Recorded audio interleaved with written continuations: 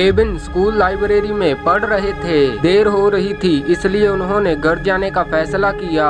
रास्ते में उसने किसी को मदद के लिए चिल्लाते हुए सुना।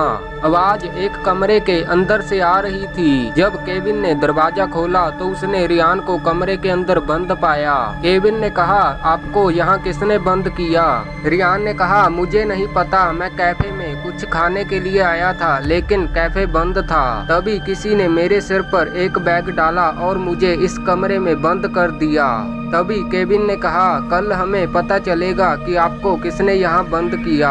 अगले दिन केविन और रियान अपने दोस्तों से सवाल करते हैं। पीटर ने कहा, मैं कमरे में अपना होमवर्क कर रहा था, मुझे कुछ नहीं पता। एना ने कहा, मैं पीटर के साथ थी और जल्दी ही घर चली गई। जैक ने कहा, मैं बीमार था और कल स्कूल नहीं आया। जेस ने कहा, मैं कैफे में स्नैक्स खा रही थी और मैं बैडमिंटन खेलने चली गई। डिटेक्टिव आर्मी, क्या आप पता लगा सकते हैं कि रियान को किसने कमरे में बंद किया?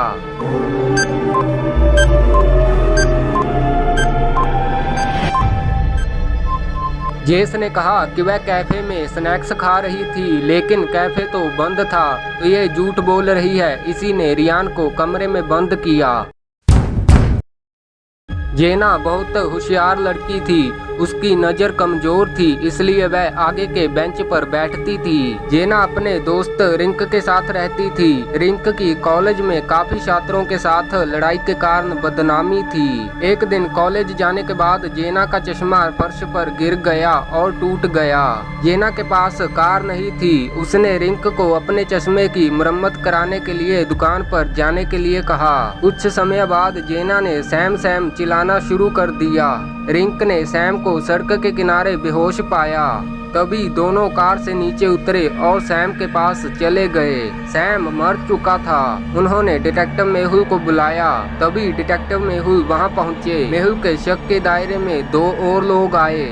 रिंक ने कहा, जब मैंने सैम को देखा तो मैं अपनी कार चला रहा था। सैम और मैं दुश्मन थे लेकिन मैंने उसे नहीं मारा। जेना ने कहा, मैंने देखा कि सैम फर्श पर लेटा हुआ है और मैंने रिंक को कार रोकने के लिए कहा। रियाना ने कहा, हम स्कूल के दोस्त थे और एक दूसरे को डेट करते थे लेकिन अब हम साथ नहीं थे, मैंने उसे नहीं मारा। जैमी ने कहा, मैं वहां से गुजर रहा था, मुझे कुछ नहीं पता, मैं जेना की चीख सुनकर यहाँ आया। डिटेक्टिव आर्मी, क्या आप पता लगा सकते हैं कि सैम की हत्या किसने की?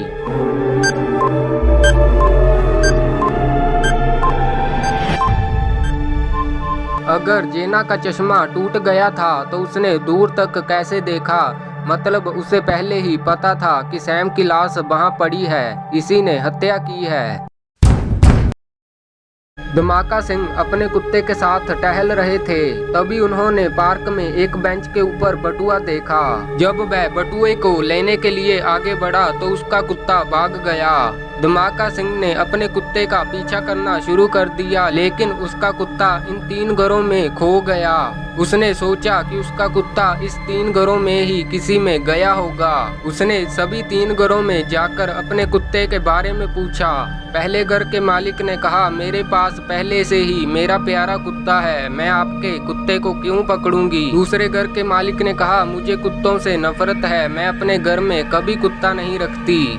तीसरे घर के मालिक ने कहा, मेरे पास एक प्यारा बिल्ली का बच्चा है, मैं तुम्हारे बड़े कुत्ते को क्यों पकड़ूंगी। डिटेक्टिव आर्मी, क्या आप पता लगा सकते हैं कि धमाका सिंह के कुत्ते को किसने पकड़ा?